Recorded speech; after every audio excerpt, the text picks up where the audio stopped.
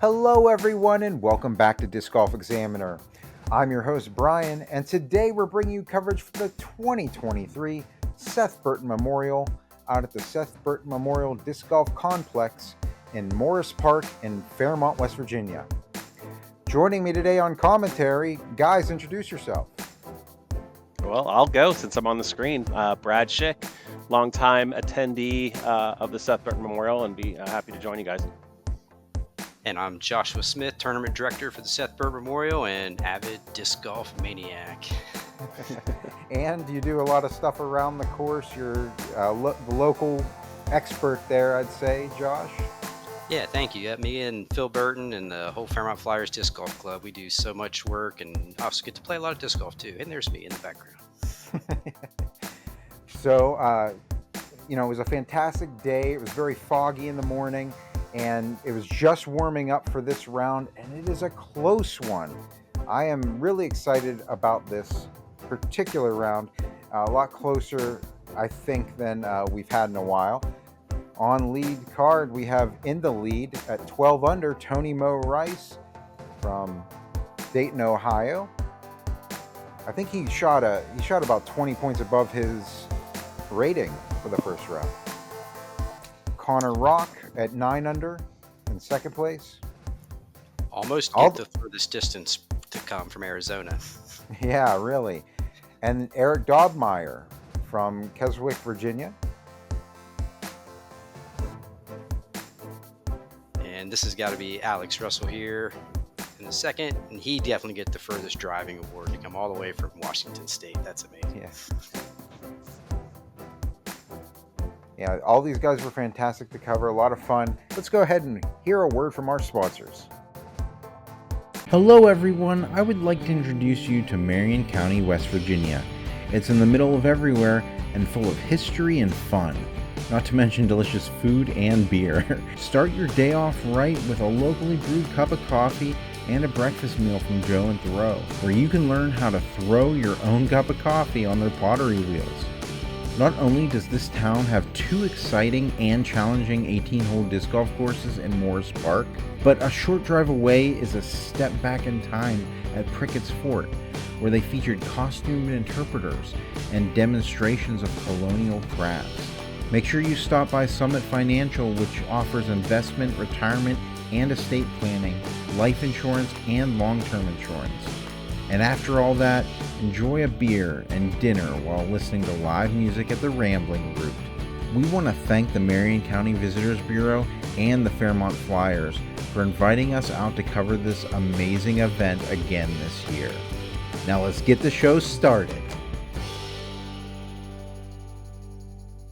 And welcome back. We're at hole 1 at the Seth Burton Memorial Disc Golf Complex, which is a par 3. It is 401 feet.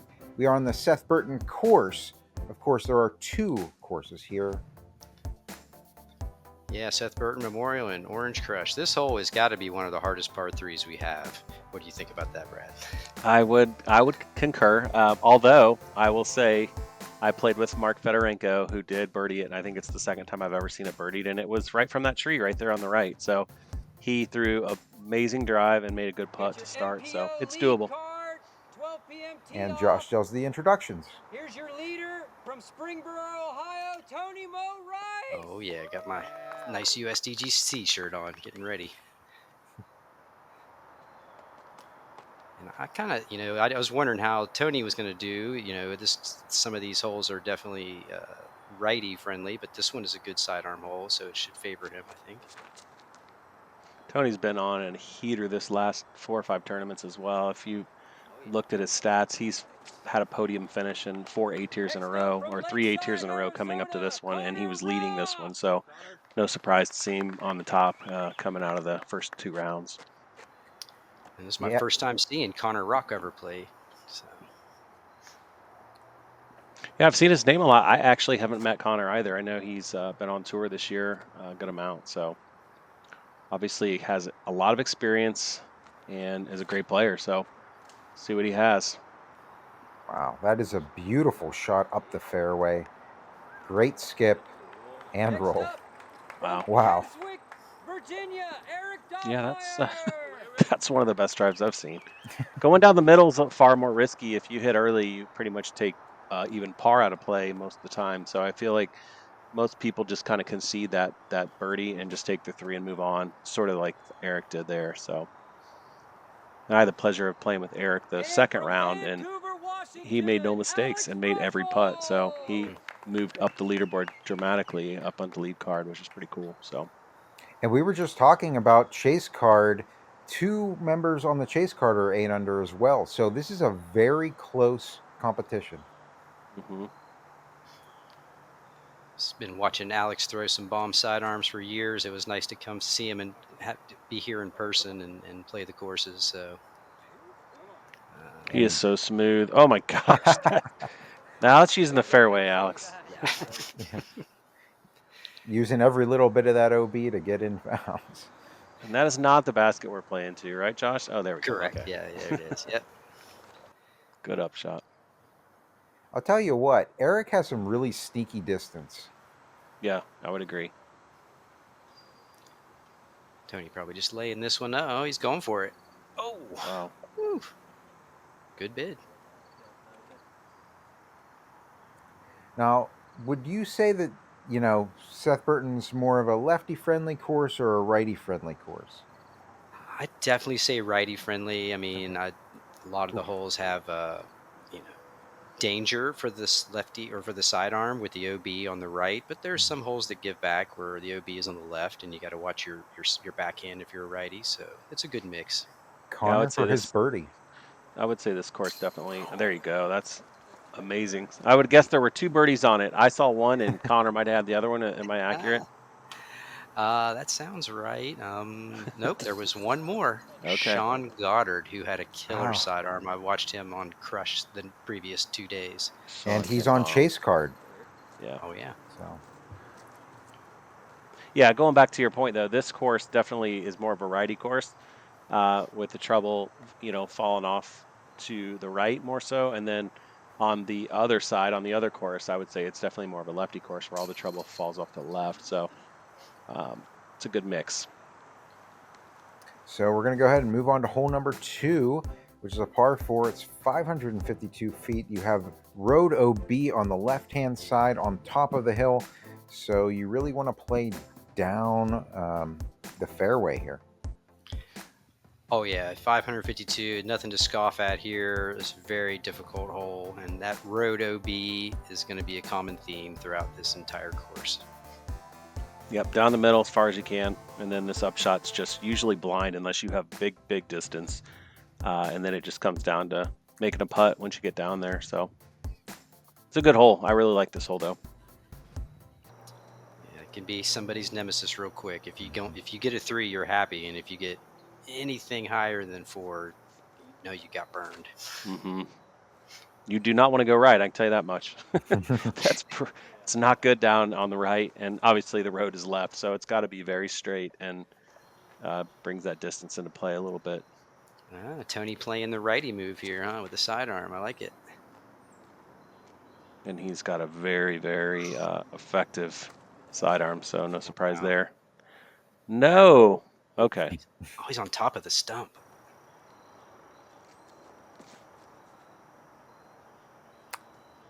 Eric looks a little high there, but Oh, yep. First one to get bit Gosh, by almost that. got that. Yeah, let's say almost got the cone. That would have been kind of a nice Yeah. treat there. Well, that's a low one too. It opens up after that big tree by the short tee, so you can leak left. But if you, he didn't even get past that tree. Wow. Yeah, he's going to be scrambling. I would say from this position, you're probably just get your par and move on, because with this sidearm, you have to flex this thing over, and it is very easy to overturn this and go out of bounds and pretty much rethrow. So He's got a little gallery there helping him out. When we do our leagues, we usually have someone run up in the road and watch for walkers when we throw those shots. still a really good shot. Mm-hmm. Eric for his third shot. It's probably about 220 feet. Would you say, Josh? Not too far, but It's not too bad. still touchy. Angle control, yeah, going down that Good- hill. Good shot there. We put some extra licks in with the brush mower on the right-hand side from can almost see the whole that. Seth Burton course, yeah. It's nice until you're flying down there and you just keep going further and further and further, but Mhm. I think it looks nice. Tony's in a perfect spot. He could probably see the top of the basket from there. Nice controlled backhand. Ooh. He said circle one for sure. Little meat on the bone there. I don't think he wanted to be closer than that, I'm sure. There you go. Easy par. This is Connor for his 3. Nice. Could be a first bird on this hole that we've seen.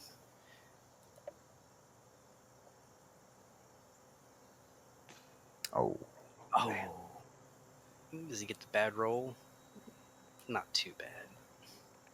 That's another common theme on this course. Sit down, sit down, sit down. Oh no. Man, to give that birdie up on one with that there. Oh no. Tony's missing 2. This might be a little nerves, hitting in. It's a big payday and final day, final round, and everyone is so tight, as you said earlier. There's people on the chase card that are on their tail and they know it. So Yeah, it's our biggest added cash ever. So for the pros here, especially 15,000 added was just a heck of an effort. Big shout out to our Seth Burton Memorial Incorporated nonprofit and Rebecca Burton and all of our sponsor people. So yeah, that's awesome. yeah, there were 15 birdies on this hole. Yeah.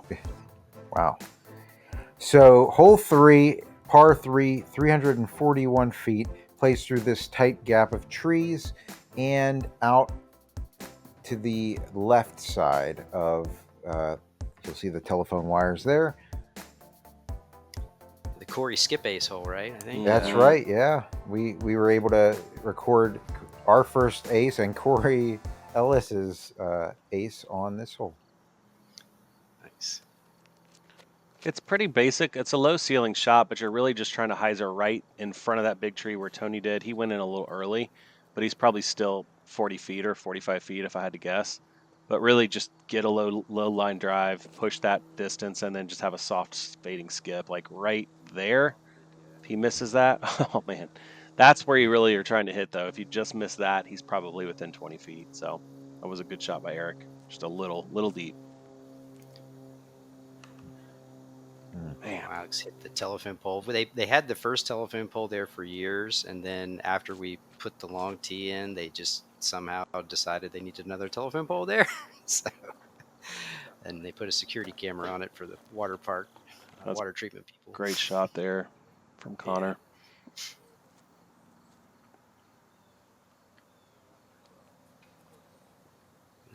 Alex left himself some work there with his sidearm. It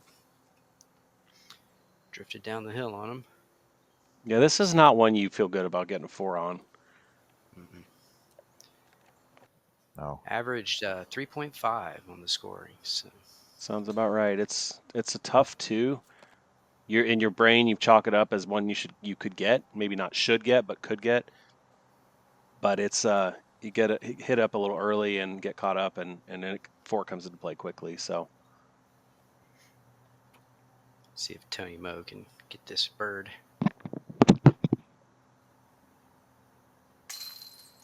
Yeah. Yep.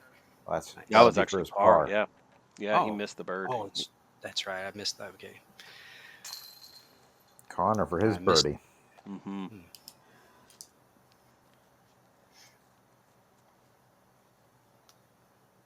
Tap in bogey for Alex. Moving in the wrong direction there.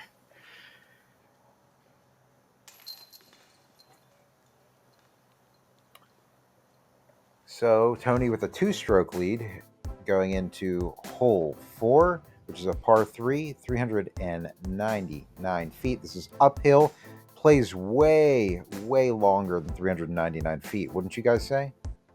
Oh yeah, this is another one. I think I've talked to Josh about it. It's a great hole. I just think par 3 is almost impossible. I think the only person I've ever seen 3 it is, or 2 it, I guess I should say, is Chris Dickerson from about 200 feet away. So Yeah. it's just, yeah, it's a really hard hole. But again, one you don't want to get a 4 on. You feel like you should get a 3 just because of that distance. But your tee shot has to be in prime position. This is quite early and probably going to take a pretty rough kick. And now that upshot is very, very difficult. So this is one you just really try to get your 3 and move on.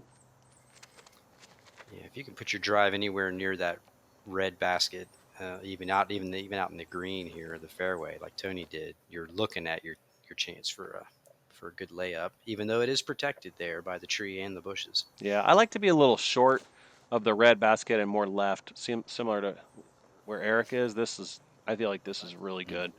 And now he's going to have a wide open shot in, but it still probably plays 150 to 175 feet. It's a long ways back in there.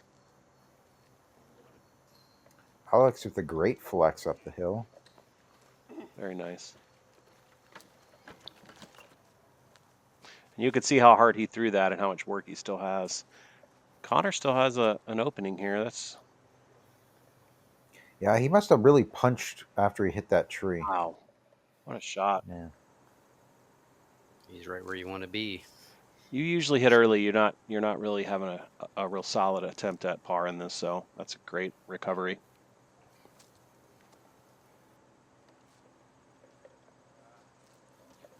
Alex also getting through. Very nice. His sidearm is so good.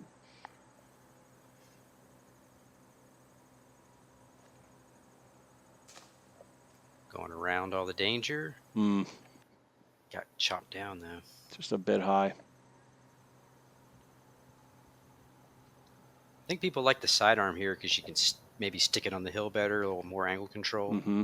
Is that your play? Yeah, it is for me. I actually try to turn it over a little bit, like flex it into the big tree, and then right before it hits the tree, just fall to the right, and you're usually there. So Tony's got about 45 to save this par.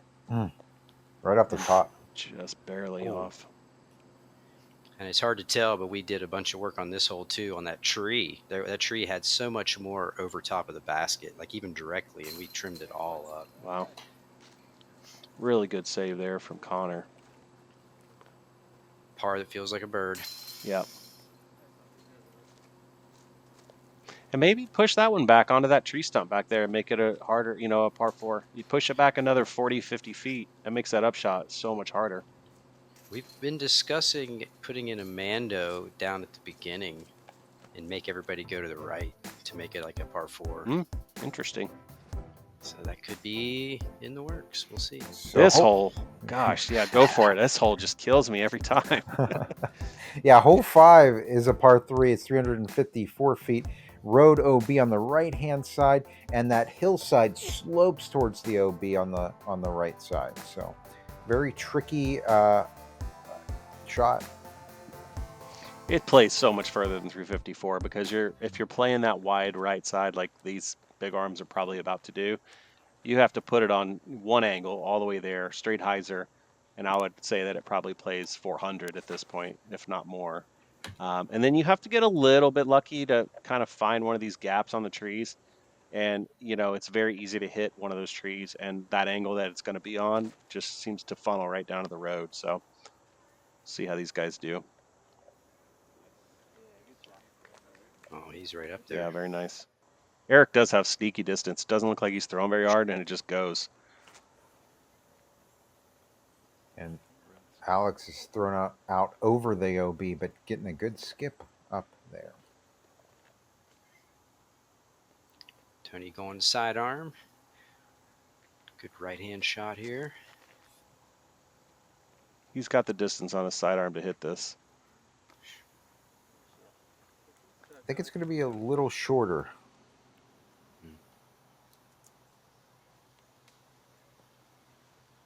Yeah, those trees are always in your mind when you're throwing off that tee, just trying to miss them.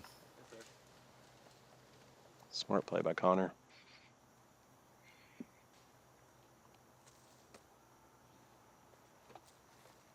This is another. What's the scoring spread on this one? Probably, I would guess like 3.2, 3.1. It was 3.1. Yeah. That's exactly right. There were 5 birdies on the hole. Yeah, I mean, there's a couple bogeys probably, and then a couple birdies, but yeah, it's a tough one. I feel like most people are playing that one for 3 as well. Great putt there.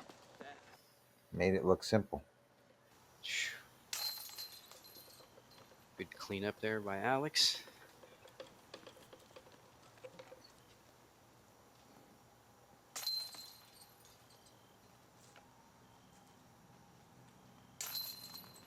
Tony as well. Yeah, I was wondering how the lefty would play this hole. I haven't seen Tony's game enough to know how good his sidearm is, and now I know. Yeah, that's good. So hole 6, par 3, 459 feet. Left-hand side this time has that OB of the road, and this time the fairway slopes away from the road into the woods. So you definitely don't want to be right or left. You got to play it straight down the middle. I'm expecting Tony Mo to send a big lefty over the road here, backhand.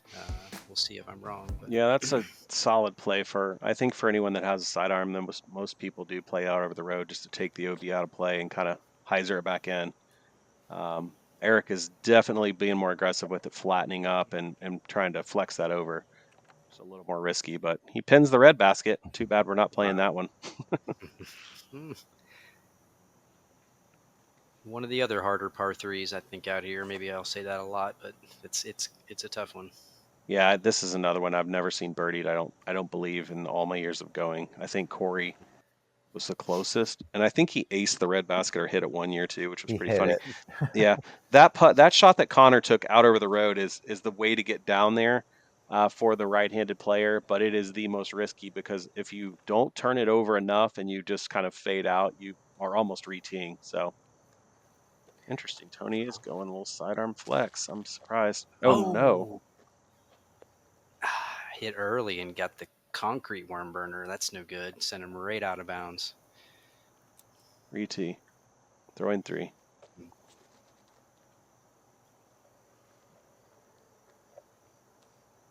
He'll be down there on the right-hand side, probably on the wood line. It's going to be a tough scramble. Yeah, you're in your brain, you're going, don't do that again, but then you overturn it so far down in there, and that is not easy to get up and down. So it's pretty good shot there from Alex. Probably left himself a little work to do. Yeah. Probably edge of circle. This doesn't look good. See if he can get some magic going here. Wow, that's really good. It's a little more open than it looked from behind, but still a great shot to save double. Yeah. Connor going for that sidearm. Oh my what? goodness. Okay, so it has been 2 now. I can't say that anymore. Wow. I didn't even look, and there was 2 birdies. Wow. Can you believe it? I can't. Can you believe this? Oh, there's the second one. Come on, Eric. This is what he did the time that I played with him. He paid everything. It was like, who is Eric? Where does he come from? Yeah. I love it. If you don't know Eric Dobmeier, you do now. For a hole that played 3.66, there was 2 birdies on the lead card. Yeah, That's crazy. That's insane. That's the hole. If you get a 3 on it, most of the time you feel like you've birdied it. That's another one, Josh. I feel like if you pushed it back 75 to 100 feet back in those trees, oh my gosh, would that make that a really good par 4? So we've seen a 2-point swing. Tony falling back to 9 under, Connor to 11 under, taking the lead, and Eric in second place now, 10 under.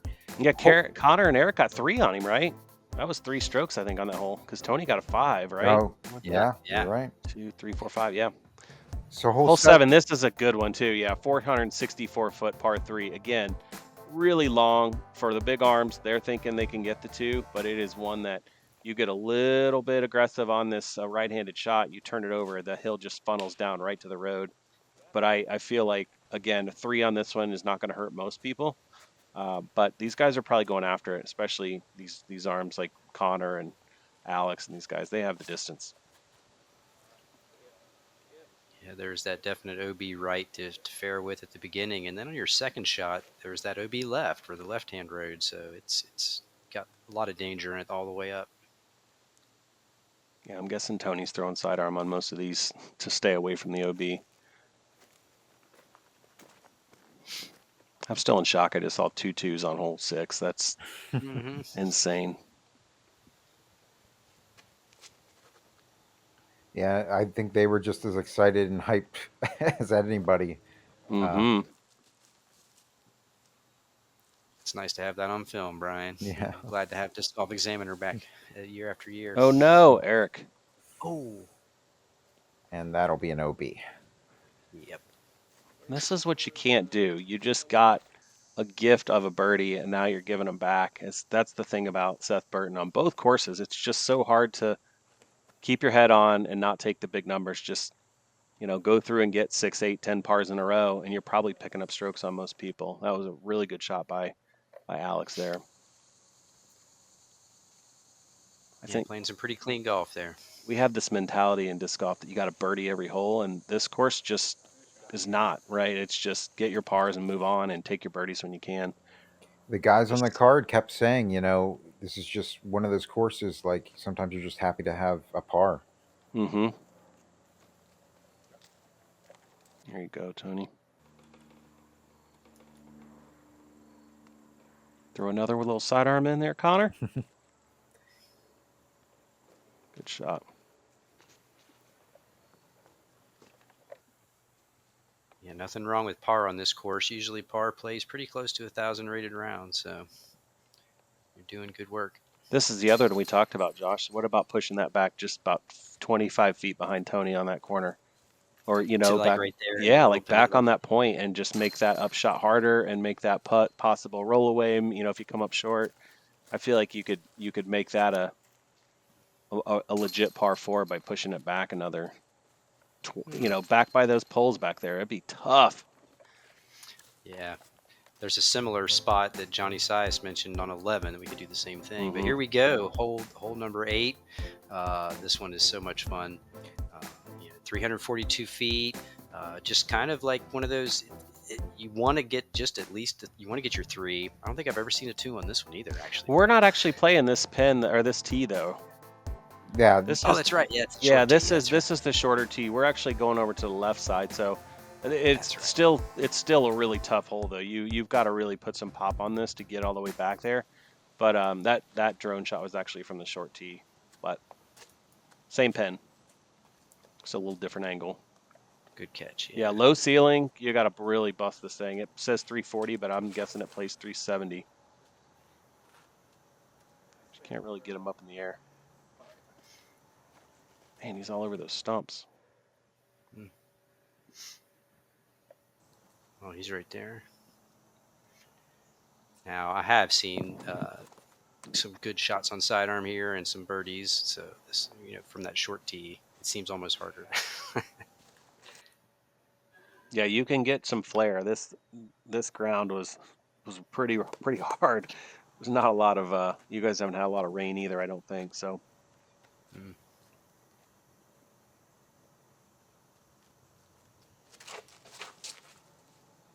Tony's showing the good lefty route here. He's going to get some distance on that. Oh, man. He misses that tree. He's inside circle for sure. There's some sneaky distance here with the sidearm from Eric. He's doing work. Almost threw past it.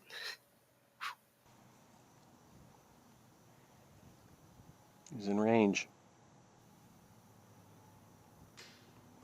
Wow.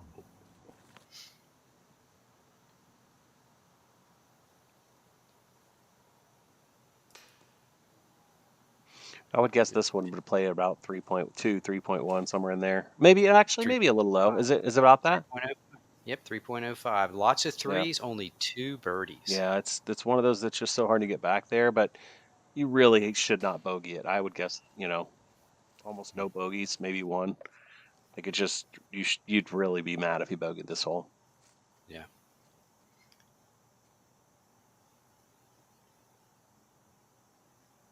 See if Alex can get one of the 2-2s. Nope, right off the band. So everybody's going to These be guys are- pitching in for their pars.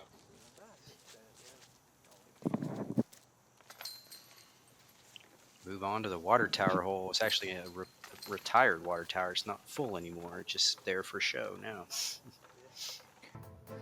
And it is one of the trickier holes, I would say, on the course because of the hilliness of it. It's a par 3, 209 feet. It's a shorty, but you can really overshoot it pretty easily. And you have the OB. Everything slopes towards that OB road down there. So I would say it plays about 150 feet. yeah, there's Randon Lotta pitching in for his birdie, bringing him to 9 under on hole 9 there. So he's right in contention. Chase card was tight to start, and they're not letting up. No, Tony's they're not. let a couple slip, so you think they're not looking at live scoring? You are wrong. This looks good. Sit. Settle. That's the challenge. Seth Burton roll away. Yeah, that's the challenge. I like this sidearm play that Alex is about to do. I played with, oh gosh, who was I playing with? Somebody threw a sidearm on it. It was really, really close, and just the way it digs in the ground is really good. Oh, it was Trevin. Yeah, that's right, Trevin. He hits this side, and when it hits, it just sticks right there, similar to that, but doesn't usually roll. But that worked. Wow. That's a good roll. Remote control. Tapping that B button. Yeah, exactly. It is so touchy. Was that too high? Did he get through? That's going to be right there. Oh, wow. Stop. No. Not good. Stick on the hill for him at least. Wow. Oh, no. Just get back. Nope. And that's an OB. Sometimes that is, yeah, that's just these two courses can just be very, very cruel. And Brian Bowman, who was on catch cam, actually didn't catch this shot, but it's close to the basket. Eric got really close to the basket as well. He was chasing Tony's shot. That's when he missed it. Yeah, it's tough. Tony just basically giving up another 1 or 2 to the field. Yeah. Having to take his medicine on that hole.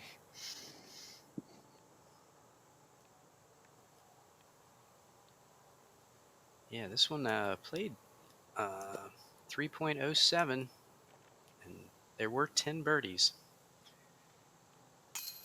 Oh no. I thought he was a little closer than that. Too close to miss, Eric. I'm sure he's kicking himself for that one. We still haven't got to Alex's shot.